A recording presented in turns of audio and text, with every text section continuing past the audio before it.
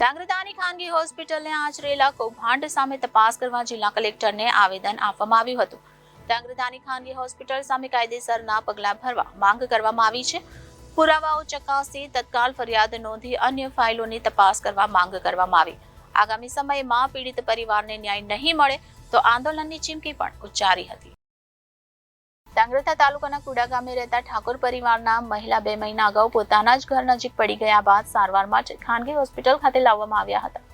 ખાનગી હોસ્પિટલ દ્વારા દર્દીના પરિવારજનો પાસેથી સારવારના નામે રૂપિયા લીધા બાદ રાજ્ય સરકારની વાહન અકસ્માત યોજનામાં દર્દીનું અકસ્માત ખોટી રીતે દર્શાવી લાભ લીધો હોવાની જાણ થતાં સમગ્ર કૌભાંડ બહાર આવ્યું હતું. જો કે પીડિત પરિવારે પોતાની કાયદાકીય અજ્ઞાનતાના લીધે સમગ્ર કાયદાકીય લડાઈ લડવા સામાજિક કાર્યકરને સંમતિ આપી છે. ત્યારે ધાંગધ્રા પોલીસ સહિત ઉચ્ચ સ્તરીય લિખિત રજૂઆત કરાઈ છતાં કોઈ કાર્યવાહી નહીં થતા અંતે દર્દીના પરિવારજનો તથા સામાજિક કાર્યકર દ્વારા જિલ્લા કલેક્ટરને આવેદનપત્ર પાઠવી ધાંગધ્રાની ખાનગી હોસ્પિટલના સત્તાધીશો સામે તપાસ હાથ ધરી રાજ્ય સરકારની વાહન અકસ્માત યોજનામાં ગેરરીતિ આચરવાના લીધે ફરિયાદ નોંધવા લિખિત રજૂઆત કરાઈ હતી. આ સાથે આગામી સમયમાં જો તટસ્થ તપાસ નહીં થાય તો પરિવારજનો દ્વારા આંદોલનની ચીમકી પણ ઉચ્ચારી હતી.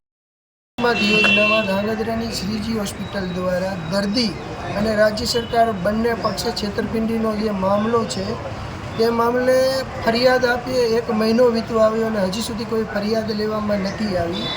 ત્યારે દર્દીના પરિવાર સાથે અમે જિલ્લા કલેક્ટરશ્રીને રજૂઆત કરવા આવ્યા છીએ કે પુરાવાઓ સાથેની સમગ્ર હકીકત અમે પોલીસ સમક્ષ નિવેદનમાં આપી ચૂક્યા છીએ. ટીનાબેનના પરિવાર દ્વારા જે પેમેન્ટ કરવામાં આવ્યું એ ઓનલાઈન સ્વરૂપે છે અને બેનને જે આ હોસ્પિટલ દ્વારા જે ફાઇલ આપી છે હિસ્ટ્રી સ્વરૂપે એમાં રિપોર્ટ જે રહ્યા એ ઓરિજિનલ આપવામાં આવ્યા છે અને ક્યાંય પણ MLCનો ઉલ્લેખ કરવામાં નથી આવ્યો.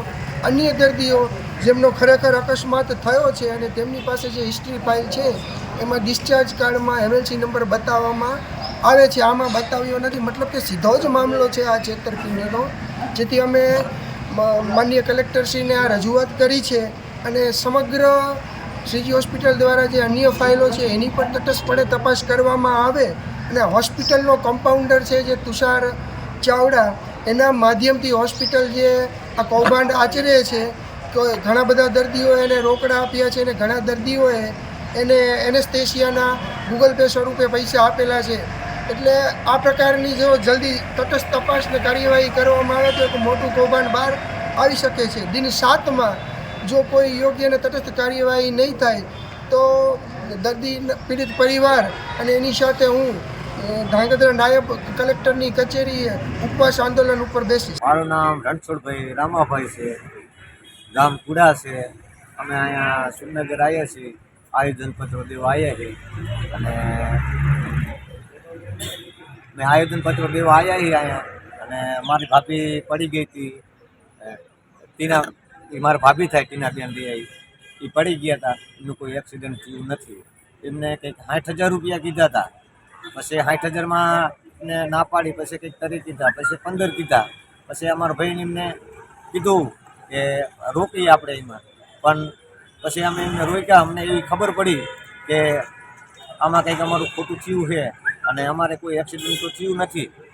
અમારે કોઈ એક્સિડન્ટ થયું નહીં અને અમારે કોઈ પૈસા સરકારના અમારા પૈસા ઉપાડી લીધા અને અમારે લેવાના નથી થતા. એ પૈસા સરકારના અમારે એક્સિડન્ટ થયું જ નહીં તો પછી અમારા માથે કંઈક ખોટું કર્યું. અમે સામાજિક કાર્યકર્તા હતા, અમે એમને બતાવ્યું અને એમને અમને બધી જાણકારી આપી આ રીતની બધી કે ભાઈ તમારું ખોટું કર્યું છે આ હોસ્પિટલે શ્રીજીવાળાએ. તો કીધું શું કરી કે હાલો આપણે કે આગળ હાલી. તો અમે અહીંયા ધાંગધ્રા દીધું, બધી વસ્તુ અહીંયા દીધી. હવે અમે અહીંયા સુરનગર જિલ્લામાં આવ્યા આયોજનપત્ર દેવા. Bureau report Janadesh news, Surendranagar.